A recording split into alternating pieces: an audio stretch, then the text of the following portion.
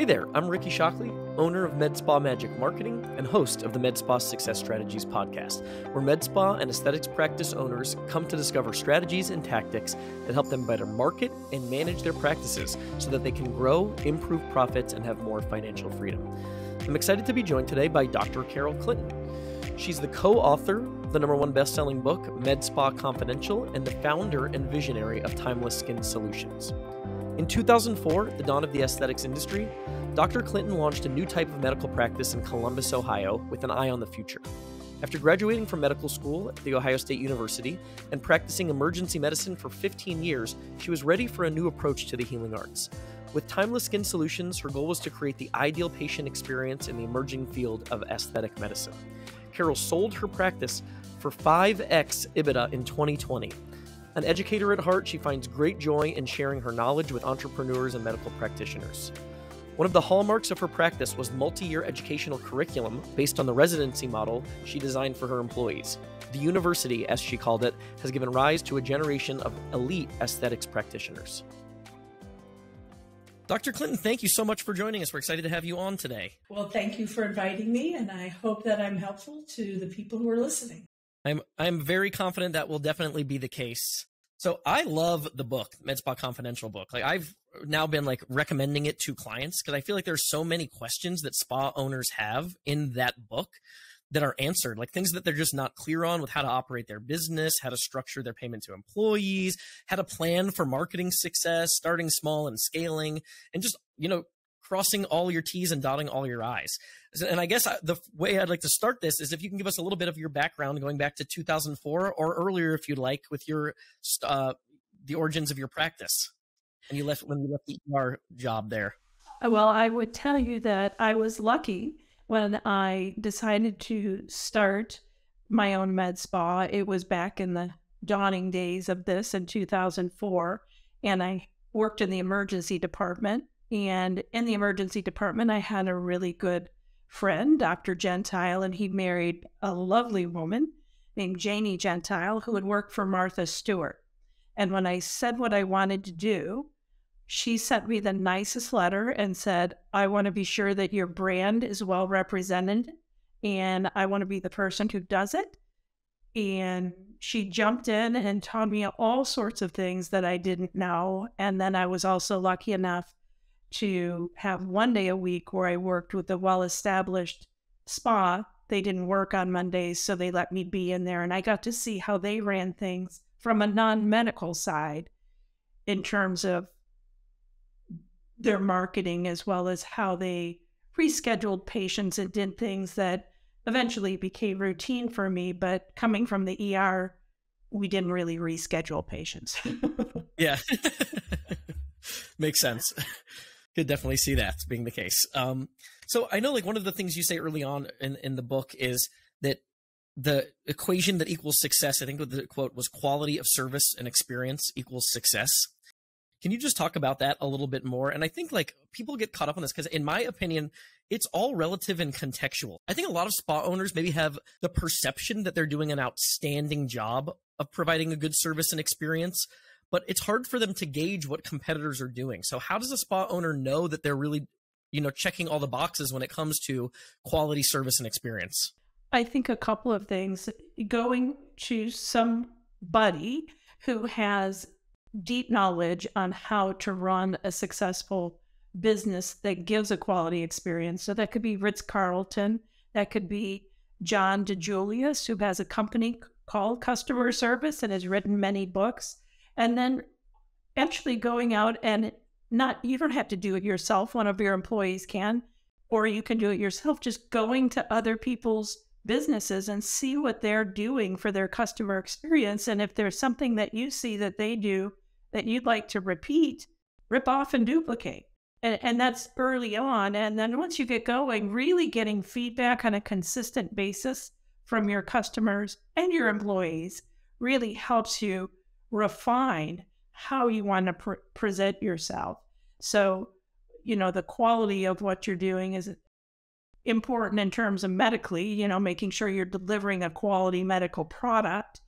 as well as a quality experience. I love the idea. I feel like that's an awesome takeaway already. And I think this is something that makes sense, but probably most practice owners have not done is go visit other practices, go to your local competitors and see what they're doing, book an appointment and really have an authentic experience so you can see behind the scenes, like what they're doing different than you're doing and find those key takeaways. In terms of getting feedback from patients, how do you do that in a way that's really going to be productive and kind of give you insights on where you can improve, as opposed to just having a patient leave you like, a raving review, even though there might be things that they would notice that you could improve on? How do you push them to be honest with you in that type of feedback? Well, it comes to us confidentially, so we don't know who has responded to the questions we send, and we send them once a month. If we had patients who came every month, they didn't get a survey every month. They might get it every 6 months, because that's just too much. It's interfering in someone's life.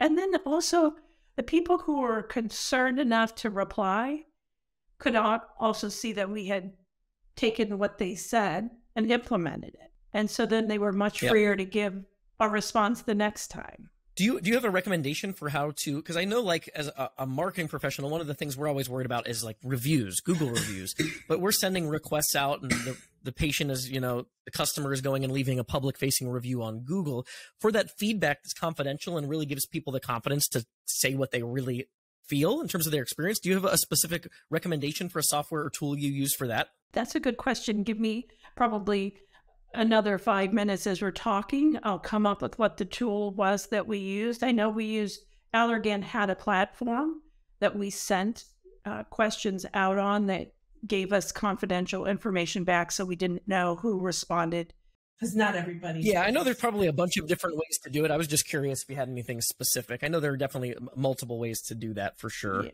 And we always made sure that we did an NPI too.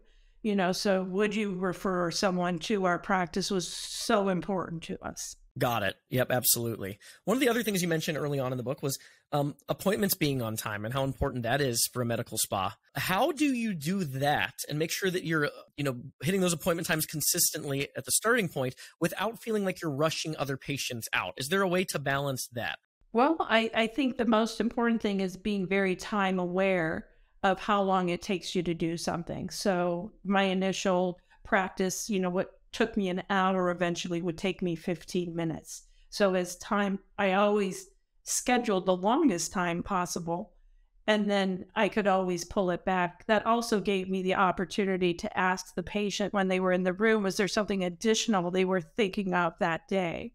Now, when other providers or physicians started, they also had that opportunity. They had really long appointment times. And as they got more proficient in their medical procedures and knowing how to ask a patient if there was other things they were thinking of or gently suggest those things, then they could add them into the appointment.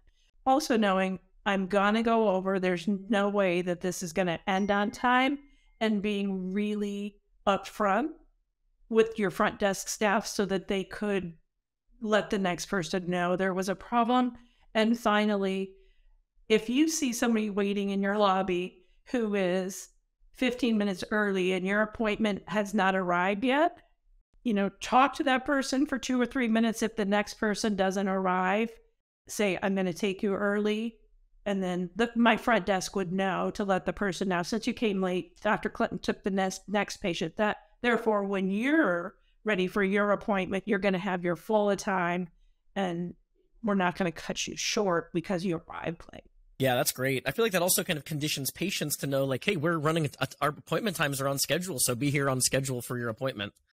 Yes, that's what we train our patients. If the appointment was at 2:15, eventually our patients would all come. We didn't even have to say come at 2 o'clock. They were there at 2 o'clock because they didn't want to miss their 2:15 appointment and be started at 2:30. One of the things I also really liked that you said here is when you're talking to patients, instead of just kind of checking the box for the service that they asked you for, is initially having the conversation to figure out why they're here and what prompted them to seek the solution and to schedule the appointment, because it opens up a conversation to the opportunity to make that plan that you talked about, as opposed to just somebody calling wanting a Botox appointment and you doing the Botox injections and sending them on their way. Can you talk about that just a little bit more? It's really important to know the why.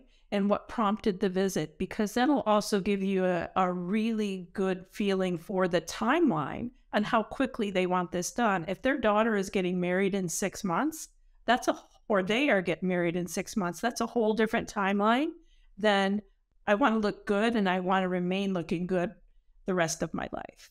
Or, I'm here because my lips are so thin, I can't see them in a photograph and it's just bothering me so much. You're going to start with that, but usually when people start to have thinning of their lips, they start to have other issues with aging as well. And so it then prompts a whole aging conversation so that somebody doesn't think you're just jumping in and trying to sell them a whole bunch of different procedures. But in order to balance the face, you're not just going to inject somebody's lips and let them walk out if they are, in fact, having thinning lips, not somebody who just, a 20-year-old who wants to have a fuller lip is a whole different discussion than somebody who's 30, 40, starting to having thinning up their lips. I feel like that's so important, like having that conversation. I feel like just in one of the earlier episodes, someone mentioned making sure the patient feels heard and understood. And I think that goes a long way into tying into that as well. So I really liked that tip and that takeaway is having that conversation about the why, what's bothering them, what prompted them to schedule the appointment, what is their desired outcome, all of that. I really liked that a lot. Getting into a little bit more of the business side for practice owners starting off. One of the other things you both mentioned in the book here is the importance of starting small. And all of the reasons you had make complete sense. I really like that idea. I think Sarah mentioned she started in one room. I know you started small and scaled as well.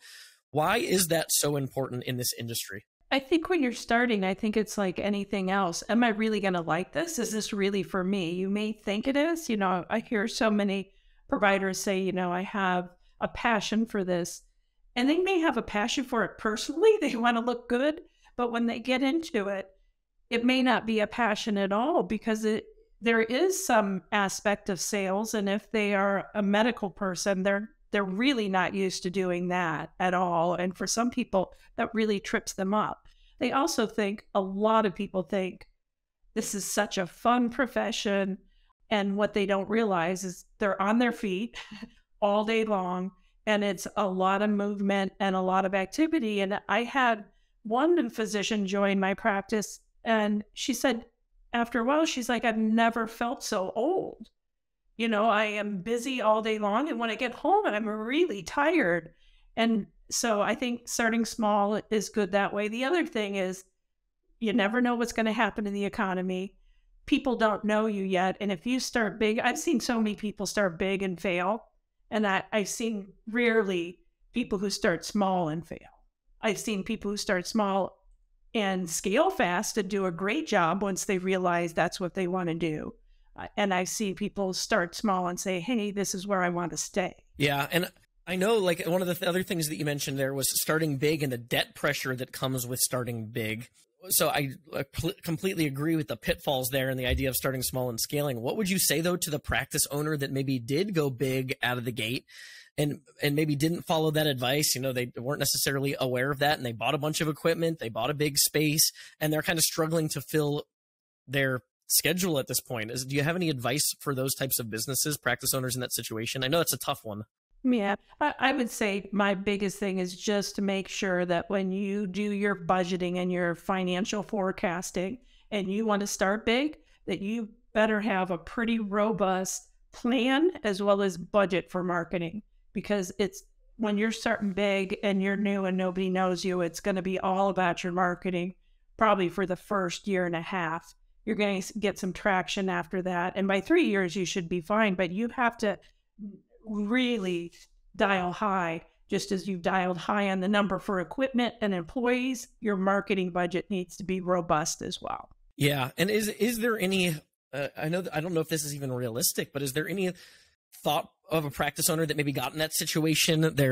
They've done something a little bit too big, too fast. Is there even a consideration to dialing back and looking at different space and scaling back, like other than just, because I think some of the practice owners that we've talked to that are in that position, they're pinched already. So having the marketing budget that's required to fill those appointments is tough. So I don't know, like if there's a strategic adjustment there other than pumping the money into the marketing budget that's worth looking into. Well, this is a great question. So 2008, When the market really took a deep dip, I had no idea what patients were going to come and which patients were not going to be able to come. People were losing their jobs. It was a really scary time. And I had a pretty big space. At that time, we had 8 treatment rooms, and, the rent was really high. And I just went to the person I was renting from and said, look, I'm going to have to scale back. I could either pay you something less or I can just close and go bankrupt. Yeah. I didn't use the word bankrupt, but they understood what I was saying. And I didn't know that I would go bankrupt. That was just what my fear was. And so I found a much smaller place that had 2 rooms. And the person who I had rented from really dialed back my rent by less, I was paying him less than 50%. And then the place that I had rented was much less than what I had been renting the other place for. And eventually he found a renter for the spot, and I was off the lease. And he was, made whole then moving forward. And, it ended up leaving us with a good relationship in the long run. That's very interesting to hear. Yeah. What about this with staffing? Same kind of thing. So maybe you bought too many machines, you have too big of a space. I'm assuming the same goes with staffing, correct? Like adjusting as accordingly if you're not able to fill the schedule at the size that maybe bit off more than you could chew out of the gate. Absolutely. Yeah. And don't be afraid. People are not going to think anything other than you're just right sizing. And, my patients, the feedback I got when I went smaller and had a less opulent space was they really appreciated it. They felt like I wasn't going to have to raise my prices in order to stay in the market. They really felt like she made a reasonable decision so that she could continue to take care of me. Yeah, I like that term. Did you say right sizing? Did I hear that correct? Yes. Oh, cool term. I hadn't heard that before. So dialing into where you should be, basically. Yeah, so where your numbers are showing you where you're at. Yeah, exactly. Because I know you say there in the book, expand as demand requires. And I think that's true with most businesses. Like expand as demand requires. Once you need additional help, bring on additional help. You need additional space, get additional space. You want to add an additional service, make sure what you already have is booked up and that you're doing really well. And I think you say there, make sure that you have 50 patients consistently coming for Botox and fillers even before you buy your first machine, I think was one of the takeaways from the book, if I'm remembering correctly there. Yes. So one of the other things I want to talk about with marketing budgets, cash flow and forecasting, I know can be a challenge. And you've got some calculations there in the book that I think are a great resource for spa owners for trying to forecast some of this. And I think something a lot of people have a hard time nailing down. One of the questions we ask as like a marketing business when we start working with a client is, what is your average lifetime value of a customer? Because the reality with marketing for an aesthetics practice is a lot of times, all things considered, you're losing money or maybe at best breaking even to get someone in the door. And you're making money on those people sticking around, or at least a certain percentage of them sticking around. And I think in the book you mentioned up to $10,000 can be the average lifetime value for an aesthetics practice or an aesthetics patient. Do you have any other insights, feedback on that little tip? Well, I would say the most important thing, if you're not someone who knows spreadsheets and how to get information out of your database, hire somebody to do that. They don't have to be a full-time employee. They can be a consultant. When I wanted to understand my business a little bit better, I was lucky enough to have a brother who's a CFO of casinos in Vegas. And he came out and just said to me, Carol, the difference at the casinos and what I'm doing for you is just the number of zeros. The principles are the same. And so he actually showed me how to compute a lifetime value of a patient. I didn't even know that was something people looked at. So knowing what these numbers are, and I think that's great that, when you're giving advice, you're and helping people who are doing this business, is you're telling them what some of the common measurables are so that they know what to measure, so that they know what's important to follow over time. And then once we understood what a lifetime value of a patient was, we just continued to follow it. And then we continued to go back and see who didn't show back up, figure out why they didn't show back up, invite them back in. You've already spent the money on marketing to them. So what you need to then do is make sure that you're continuing following up if they fall off, coming back. Absolutely. Yeah, I like that a lot. So I think what you said there, every practice is different too. There's some practices that are just doing fillers. Some have a bunch of different equipment and machines and are doing laser hair removal and skin tightening. So every practice also is going to have a different lifetime value calculation. So I think you do kind of have to do your due diligence. You have to go back and audit that, even though it might be time consuming and a little bit of a pain in the butt. Like, it's something that's really, really necessary to understand your business. Yes. One of the other things here you talk about was turning the first 5 into the first 500. That was a section of the book that I thought was really nice, because I think talking about using your personal network to kind of get those first 5, get some reviews. What advice do you have for spas that are in that situation where they've maybe got a network, a close network, maybe from networking groups, friends and family, people they know in the area, but they're struggling to reach beyond that? If they're struggling to reach beyond that, is it the case that maybe they're just they're not checking that first box in terms of outstanding service and results? Or is there something deeper that people need to be considering there? In 2004, you could have asked anybody to let their friends or family know what they were doing, and they would say no. So the word of mouth is a much different situation now. People are filming themselves getting the procedures done and posting them on social media sites. So just really asking, and people love to help. So that the words are very easy. Would you mind helping me?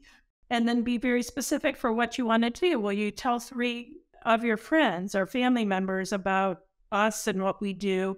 And, know your state laws, which is why Sarah is so helpful. But you can always, if someone comes in and does a procedure, you can give them, a $50 coupon and then have $50 coupon. You can't say to the patient who referred the person, somebody they know came in, you can't. But just say, someone came in through your referral and we're giving you $50 off today. And thank you very much.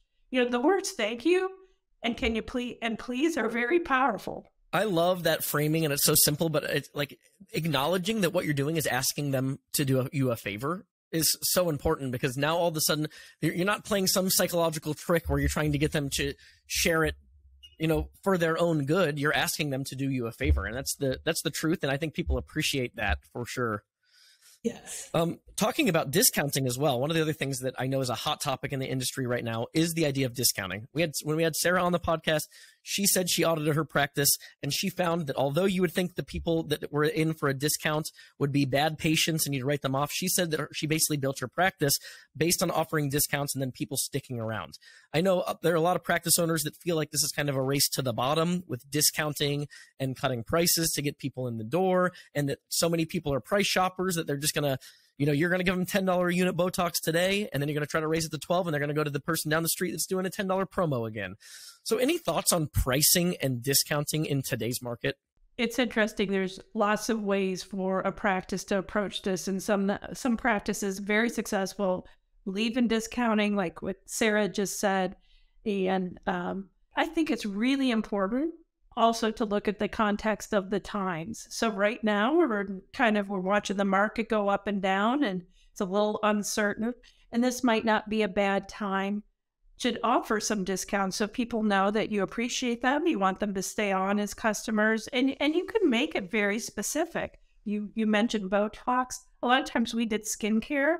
We would offer a, buy one, get half off your second product. And we would do that a certain number of days every month, like the 1st to the 10th of every month. So people would come in during that period of time, and because they would come in and buy, then we could also talk to them about procedures and where they were. We could also understand a little bit more about them. Some of them were, that's all I can do right now is keep up with my products. And others are like, oh yeah, I totally forgot that I wanted to do, a particular laser, a particular service, and then they would just book it. So I think, just having a strategy for why you're discounting is probably more important than do you discount or not. And then I think one of the other things that was really important to me after we grew so big is to really understand which of our physicians or providers were giving discounts. They had some discretion when they were in the room if somebody wanted to do something, and who was doing, there would be an average amount that people would do, but then you would see people doing way more or way less. And then you could also see, the maturity of their practice mattered as well. And just being able to coach your employee on how to get people not to spend money that they don't have. That's not what I'm asking them to do, but to do the procedures that they want to do, that they're comfortable with spending their own money. Because you're not in charge of how somebody spends their money. What you're in charge of is giving them the opportunity to have the result they want. And it's up to them on whether or not they have the money to spend. Yeah. And I think too, it's important like to know it's a numbers game. Anytime you're discounting, you are always going to have people that are going to come in for the discount and are not going to come back, but you're just playing the percentage game. And what percentage of those people do need to come back for that to be a successful strategy? I think that's an important thing to know, but I think a lot of people will get caught up in the idea that, maybe they got 10 patients in and 6 of them never came back again. Well, you still kind of need to do that calculation. Was it worth advertising that discount to get those 4 patients that did come back in?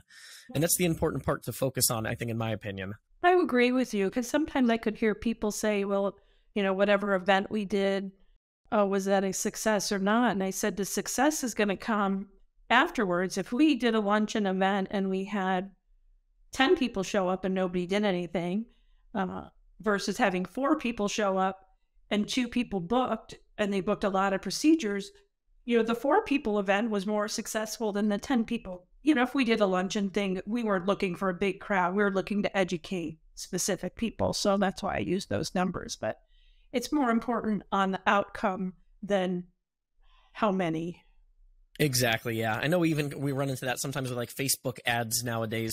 A lot of times we can get Facebook ads leads for very cheap, but it's the nature of those leads that the majority of them are not going to convert. And I know sometimes practice owners get caught up on, this person didn't come in, this person didn't come in. Oh, but that one did. And this one didn't, this one didn't, this one didn't. And it's looking at that investment and looking at that strategy, overall, and did it produce a positive return on investment for whatever it is that you invested?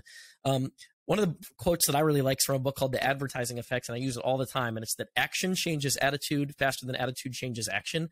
That's why I've always felt that the discounting is a good strategy, because if you're doing a good job with those first things in terms of quality of service and experience, then the best way to show someone that is not to convince them through an ad. It's to get them into the practice to have an authentic experience. So that's why I think the discounting can be such an effective tool. I think too, like I've seen businesses starting off, and one of the business models I've always loved, and I think it just works in industry after industry over and over again, is the idea that when you are new, not being afraid to compete on price when you can't compete on reputation. You don't have as many reviews, you haven't been around as long. So if you can be price competitive early and be lean early, you can build your reputation and you can kind of transition away from competing on price to where maybe you don't even have to offer those discounts because you've got a 4.9 star rating on your Google listing and people are trying to schedule appointments weeks in advance. This is why people should hire you. It's giving them things to think about in a different light than maybe they're considering. Exactly. Yeah. So in terms of an established spa that's trying to fill their schedule, any advice marketing wise for an established spa right now that is just struggling to fill the schedule, maybe hasn't taken that advice of growing with the speed of demand? So are we talking about an established practice? Yeah. And I would say like just an established practice that maybe, they've got staff, they've got rooms, they've got machines that they're just not booking consistently. I think more and more practices are struggling with this now because I know it's so competitive. Like, there's so many practices just within a 5-mile radius of some of the people that we work with that it's very, very competitive. And I know it's hard to keep patients around. It's hard to attract new patients. So I guess just any marketing advice there. From my perspective, when you have physicians and providers who have time that's not filled and they're in the office, number one, the expectation that they stay in the office in case you have a walk-in, which can still happen these days, so that they're there for that. And then again, the time awareness thing is so important. Say, you have an appointment and it's a 30-minute appointment, and then you don't have an appointment for another hour because your schedule is just not full. How about having a conversation with that person that goes a little bit deeper about, they've already come, so you know that they're committed to your practice. What else do they want to do? Is there anything else they're thinking of? Have they looked somewhere else? When we brought on Cool Sculpting, even though we did a ton of marketing, and this was, a long time ago, we had patients going elsewhere because they didn't realize we had it. they just thought we would talk to them, have a verbal conversation when they were in the office about this new technology. And that was surprising to me. I'm like, oh, I thought I did a great job marketing. And it was that personal interaction that we had forgotten about. Yeah, I know so many people kind of rely on their newsletters and other things to like make those sorts of announcements and to try to make patients aware. But the reality is your best chances when you're having that conversation in person to make sure that there is not that confusion, that they know what you offer and what's available. Nothing can possibly replace that. So in terms of standing out in a competitive market, we've talked on a few episodes about unique value and positioning and trying to kind of find your lane. And I know that's harder and harder for practices. It's harder to stand out without just being price competitive. If you got somebody else in town that maybe has a little better reviews than you have, any advice just on positioning your practice? I'm going to go back to where I said from in the beginning, I was very lucky. I had somebody who knew branding and who understood the value of it and helped me understand the value of it. And so having your message be consistent and knowing what your marketing message is at any given time and how it relates to your unique value proposition is really important, so that you're not, I honestly, I'm sure if one of my former employees, because I did exit my business, with one of my former employees, she could remember me calling her on, let's say the date might be 1/1/1111. And I would call her the day before and I'd be like, can we do a special for 1/1/1111? And she would be like, oh my God, there she is again. Like, just stick to the calendar, But, I would come up with stuff and they would kind of have to do it. And then after a while, they were like, can we just have a calendar and follow the calendar? And at that point in time, it was really nice. And I think the companies still do this. They let you know what's coming up. So, if Color Science was having a particular special, or say, boy, back in the day, Medisys was having a special coming up with their fillers, you could, put that into your marketing calendar so that, as they gave us opportunities as a business to buy at a lower rate, we also could pass that along to our customers, our patients, so that it was a win-win on both sides. So you're saying you would actually like tell people what, if that was a special that was coming up, you would kind of give them advance notice of those specials to keep an eye out? No, what I'm saying is that I, as a business owner and my marketing team and, knew what was coming up so that they could prepare and have on-brand messaging going out, instead of this all of a sudden like, oh, today we're doing whatever I had decided the day before. Yeah, we get that all the time. I'm like, we should probably pick our specials calendar for the year. And it's a lot of people just like that, being able to fly by the seat of their pants and plan those things kind of last minute. So I totally get that. So I want to get to another topic, which is staffing and retention. That's something we touched on briefly before we jumped on live here. And in the book, one of the quotes is, staffing and operations are absolutely key to success. You talk about prioritizing consistent protocols, systems, best practices for hiring injectors. And I know this is a topic you wanted to talk about specifically. So what do you have to share with us in that regard? You know what? Early on, as it's just you and a couple employees, it's easy to just at lunchtime be getting feedback and, know where you can help somebody or not. And after a while, after you grow so big, it has to be systematic. So how do you systemize these, important conversations you have with your employees?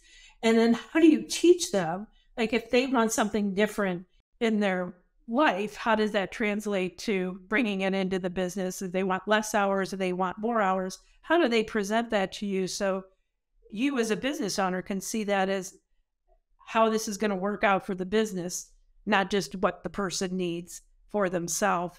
We used a couple different tools. One of them was called 15-5, and that was, for me to hear from the physicians and providers. Took them about 15 minutes a week to send me a note with specific questions on what was going on.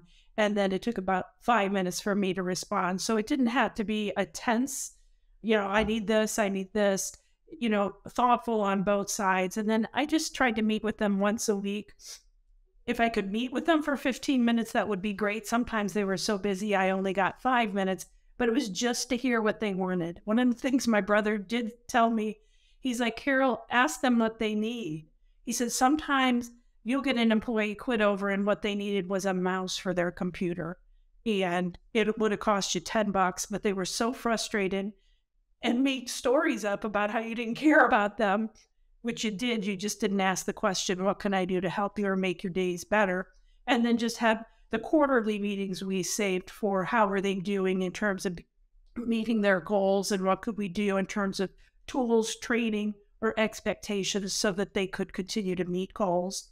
And then as a whole company, we used a little tool called Tiny Pulse, and it was about really the morale of the company. And everybody would get a question once a week that took them no less than a minute to fill out, may take them 2 minutes to think about it. And then we could respond at the monthly meeting what we were doing with the questions and the responses. Again, the Tiny Pulse ones would come in anonymously.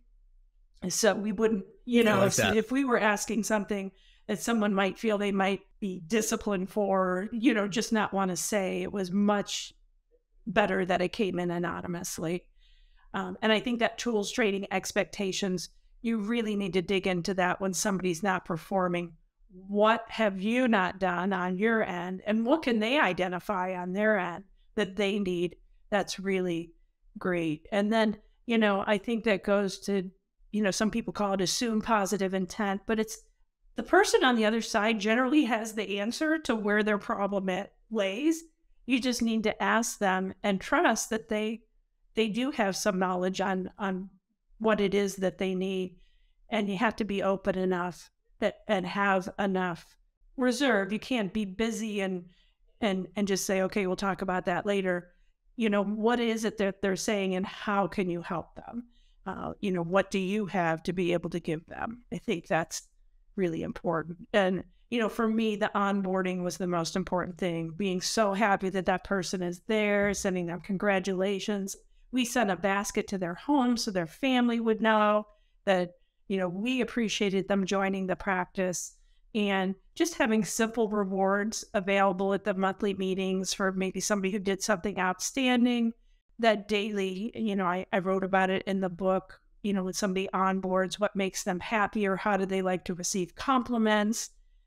What did we do for them when they have a bad day? What kind of coffee or tea do they like?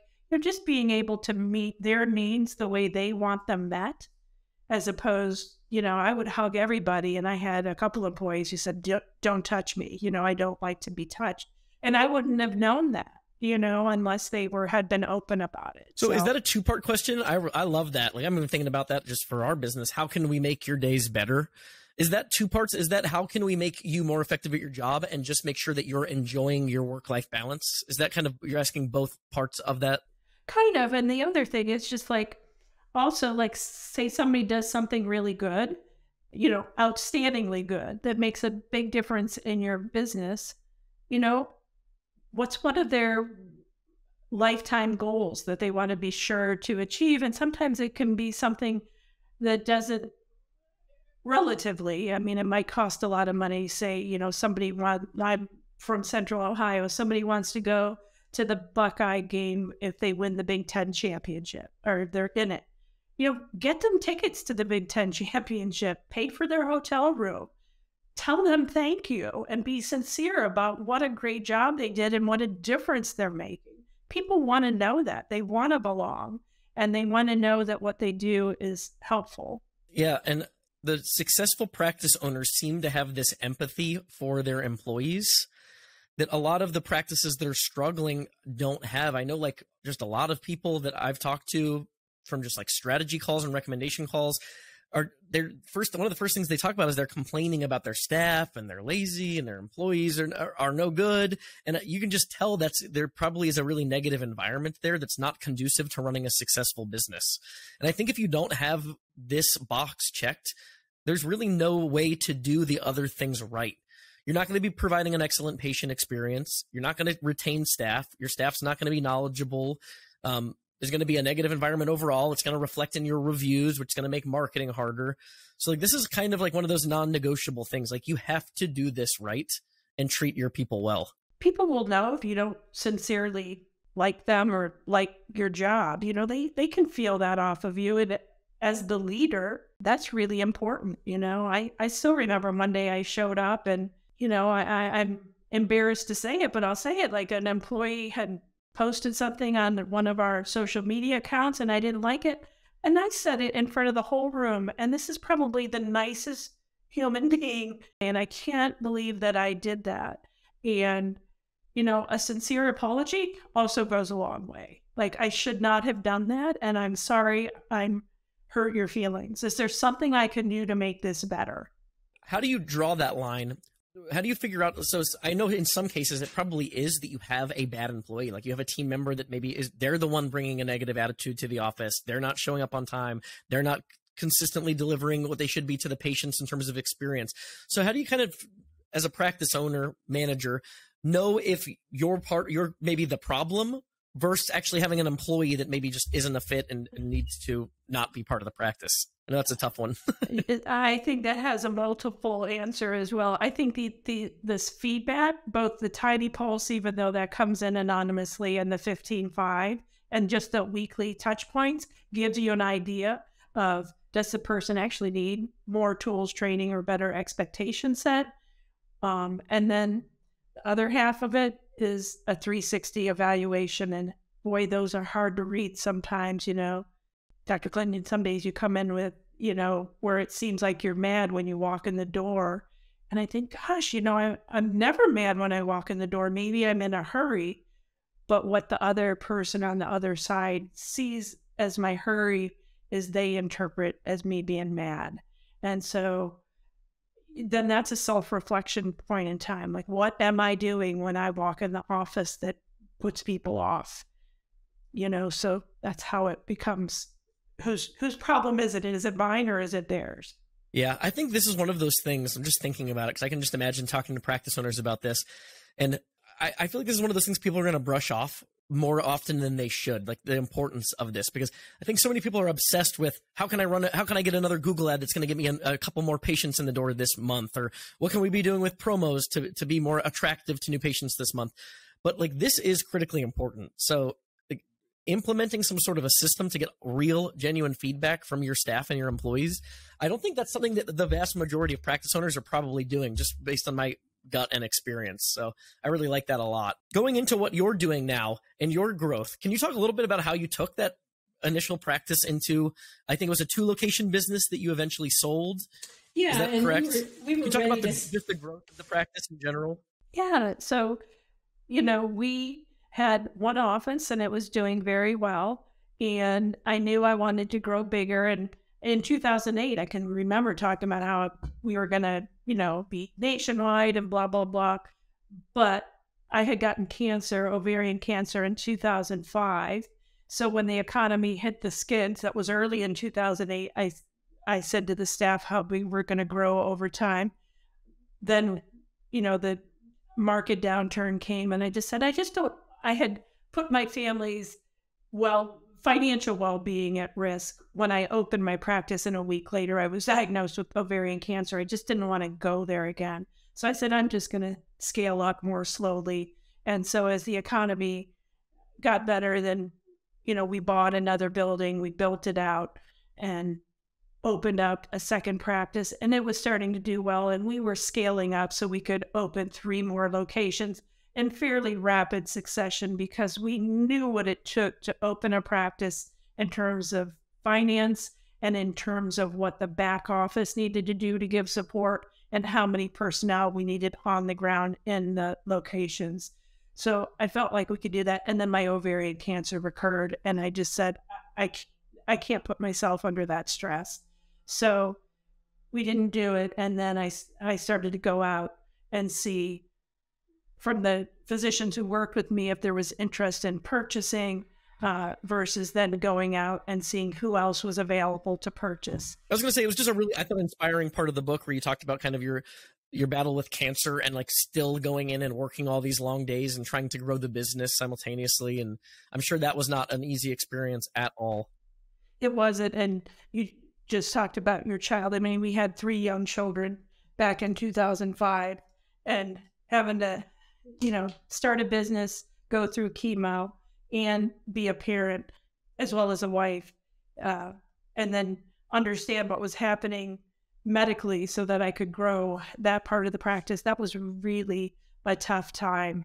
So, and so when it came back, I knew about how much reserve energy I would have, and I was older and our kids were grown, but it was not a tough decision to make. I had thought, if this ever comes back, how am I going to treat myself better this next time? And it was really de-intensifying stress. And opening a practice For is sure. stressful. And I just want to say, anybody who's listening owns a practice, it is hard. It is hard work. What you're doing is very difficult, and not that many people open their own business. And I would venture to say that people who have owned other types of businesses would say this is a hard business in comparison to other types of businesses, because there's so many factors that you need to consider. And it's so competitive that, like, I think everybody's looking for this silver bullet, this magic marketing technique, this specific offer, like, and it's just an industry where you have to do everything well. Like, you've just got to tie up all your loose ends.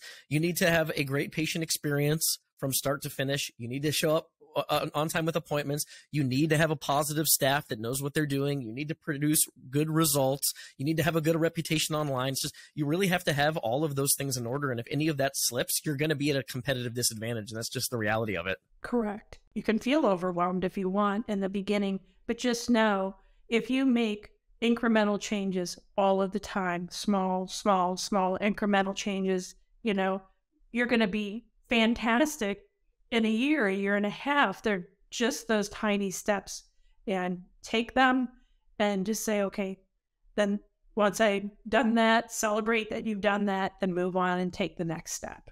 Yeah. I think this is a reference from the book as well. The industry, what you expect in terms of a profit for a successful business. I think the reference was 10 to 15%.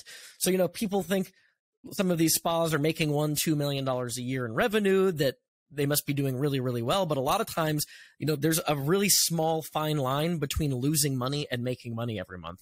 Correct. And that's why you have to know your financials very well, and where is your money going? How's it being spent?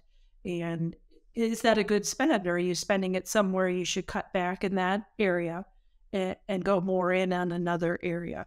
And I think one of the things that we looked at is we talked about hiring people and scaling up, but we looked at a number that we could see as the higher that number got, the more likely we would need to hire somebody. So, it's almost revenue per employee, let's just say that. And once that number started to get really high, people started to get overwhelmed. You are asking too much of a specific employee, and the last thing you want is your employees to be overwhelmed. We all know what's happened with overwhelm since the pandemic hit, Yeah, for sure. Well, thank you so much. Do you have anything else that you wanted to add that we didn't get to in our questions today? Any last words of wisdom? You know what? I think as you scale up, your second in command becomes not that they're not important, but really them having a grip on what's going to relieve you from the things that you're not either an expert or you don't want to do anymore. Frees your time up more for where you're an expert and you do want to spend your time. I think that's a really important thing. And at any time, I'm happy to come back and talk about what is the second in command, what does it look like hiring them, and what do you need to do to get them onboarded to relieve your overwhelm, because your overwhelm is important as well. Yeah, I've loved on a lot of the episodes so far. We've kind of done a top level view of a lot of these different categories and gotten different people's opinions on things. But in this year especially, I want to start going just really deep and having some episodes where we really hyper focus on one or two specific topics and go really deep for an hour. So I would love to do that. Absolutely. Dr. Clinton, where can people find out more about you and whatever it is that you're up to right now, in addition to the MedSpa Confidential book, which again, I highly, highly, highly recommend. It's a must have for practice owners. Thank you. I have a blog. It's called Carol Clinton MD, and you can communicate with me on there or find any of my social media connections on that blog. And also I'm on LinkedIn, and that's always a good place to find me. Great. And we will definitely link those in the show notes. So if you're listening to the podcast or watching the video on YouTube, that'll be in the show notes below. Dr. Clinton, thank you so much. We are super excited to hopefully have you back again. Well, thank you. And I hope you have a great evening.